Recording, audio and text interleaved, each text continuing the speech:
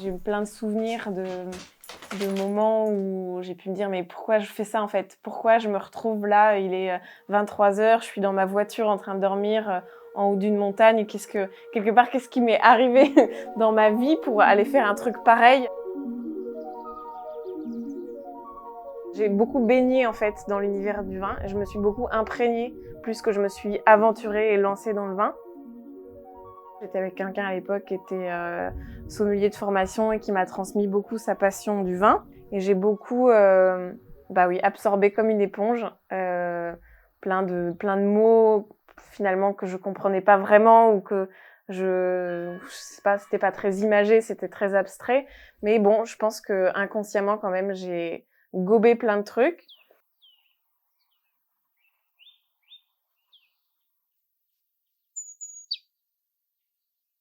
Donc on avait ouvert un bar à vin ensemble.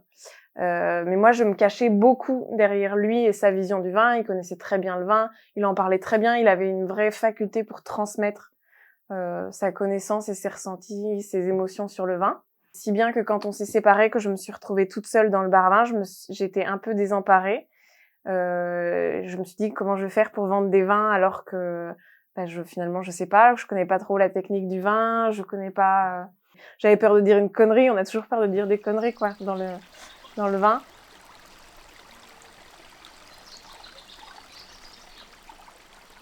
En fait, je me suis rencontrée moi, je crois. C'est là que tout s'est débloqué, que j'ai appris, à vraiment écouter moi ce que je pouvais ressentir, à apprendre ce que j'aimais pas, enfin voilà, quand t'es pas en train de marcher dans les pas de quelqu'un d'autre, quand t'es pas en train d'imiter une façon de faire comme on te dit qu'il faut faire, ou je sais pas, moi je déteste ce truc dans le vin parfois où il y a quelqu'un qui te dit: «Ah, c'est trop bon ça, moi je ressens ça», et puis du coup, t'es très influencé en fait. Tu prends ton verre et tu vas forcément sentir la fraise parce que le mec juste avant il t'a dit: «Mais ça sent la fraise, c'est fou!»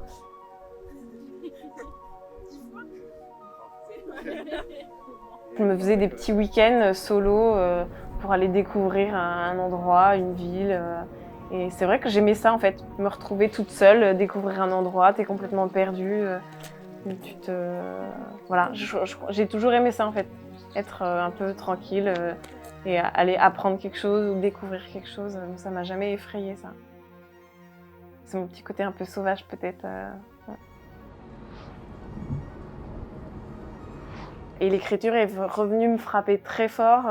Je sais pas, ça m'a repris un peu comme une grosse pulsion. Je me suis remise à écrire et ça m'a plus jamais lâchée.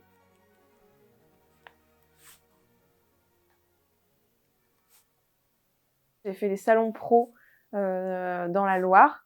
Et là, j'ai revu plein de gens avec qui j'avais pu travailler à Londres, des gens que j'avais pu rencontrer sur mon parcours dans le vin. Et j'ai trouvé que les rencontres, elles étaient très très belles.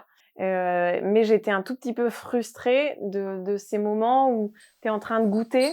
Tu sens qu'il se passe quelque chose, la personne a envie de te transmettre, de t'expliquer sa démarche. Moi, j'ai envie de comprendre tout ça, mais il y a juste quelque chose où voilà, ça peut pas durer 3 heures. Je suis restée un peu sur ma faim, je me suis dit j'ai envie de plus. Et puis j'en avais un peu marre aussi de dire à des gens c'est trop cool, vous êtes installés là, c'est pas très très loin de chez mes parents, je vais venir vous voir. Et puis c'est des trucs qu'on lance en l'air comme ça et qu'on fait jamais. Je crois que je déteste faire ça, dire des trucs et jamais les faire. J'avais besoin de nature, j'avais besoin de partir, j'avais besoin de respirer. Et c'est aussi ce qui m'a mis dans le voyage, quoi. Je vais dormir dans ma camionnette, aller rencontrer des gens, puis vraiment, je sais pas, me jeter dans le monde. Je vais prendre le temps d'aller rencontrer les gens, d'aller voir des vignes un petit peu, d'aller voir comment on fait du vin, de voilà, passer du temps, de voilà, barouder un petit peu.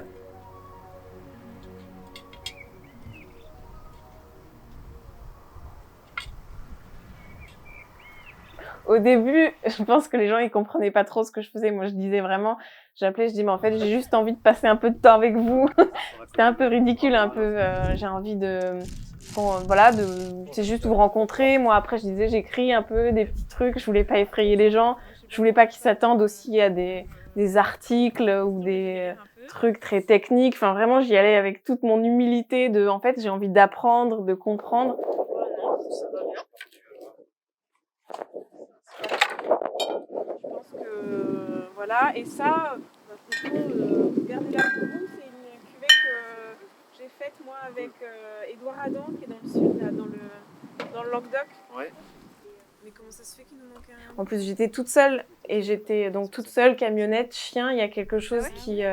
les gens, ils étaient touchés qu'on se déplace pour aller les rencontrer. Ça m'est arrivé de faire 600, voire plus de kilomètres pour aller juste rencontrer une personne sans savoir à quoi m'attendre. Voilà, et sans rien demander. J'aimais beaucoup cette autonomie avec la camionnette et de me dire, mais en fait, j'ai besoin de rien, je veux juste passer un peu de temps avec vous. Et en fait, elles font un reportage sur moi qui fait un reportage sur moi. C'est bien parce que là, en plus, avec ma capuche, je pense qu'on me reconnaît même pas.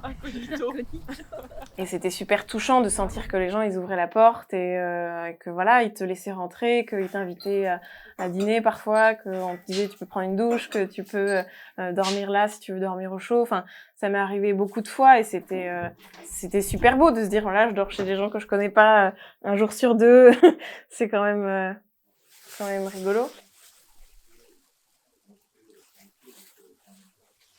Je pense qu'il y a quelque chose qui est très détendu, très agréable dans la rencontre, qui se fait peut-être plus facilement, moi je trouve, au milieu d'un repas, d'un casse-croûte. Est-ce que ça augmente pas un peu ta productivité? Ça fait pas un espèce de... Non. Si t'as un sol mort, tu vas pas augmenter ta productivité Mais parce alors que t'es obligé de compenser par pourquoi autre il y a chose. cette croyance-là?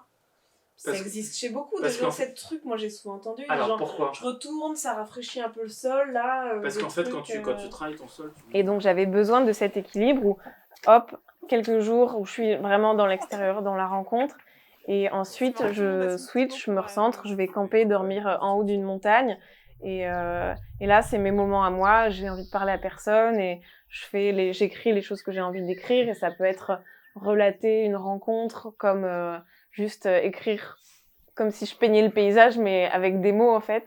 Vraiment, c'était super important, quoi.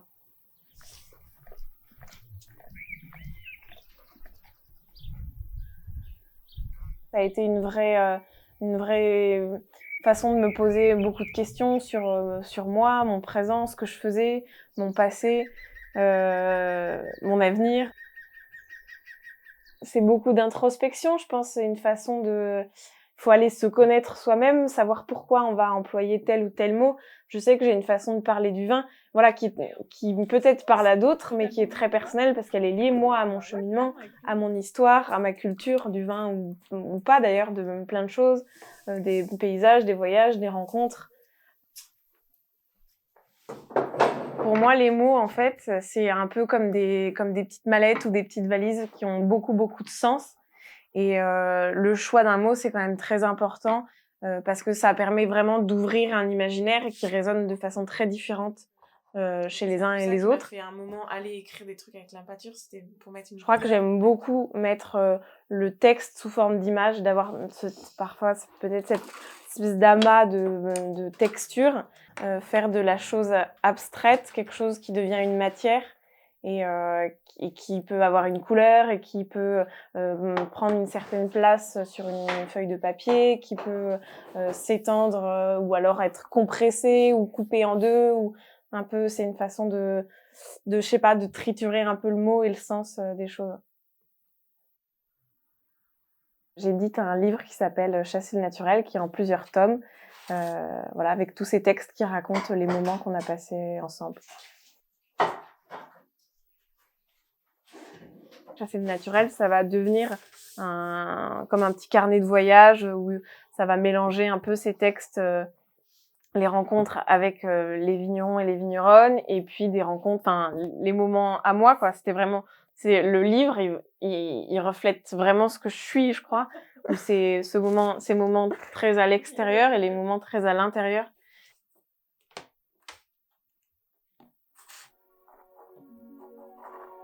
C'est assez drôle quand même d'aller rencontrer l'autre, ça permet de se rencontrer soi-même. Comme quoi, on a quand même besoin des autres qui, même si sur ton chemin tu le fais seul, tu as besoin de cet échange, du partage. Et là, après donc 8 mois en infusion, et ensuite tu represses? Non, avant là, je les ai repressés, mais je les ai mis Par écrit, je me livre beaucoup. Donc je crois que j'ai appris aussi à me livrer à l'oral quand même.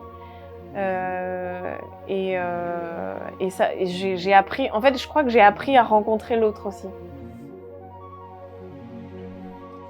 Ça permet d'ouvrir quelque chose et de se déployer et voilà, de grandir, quoi, de se sentir très en vie en fait.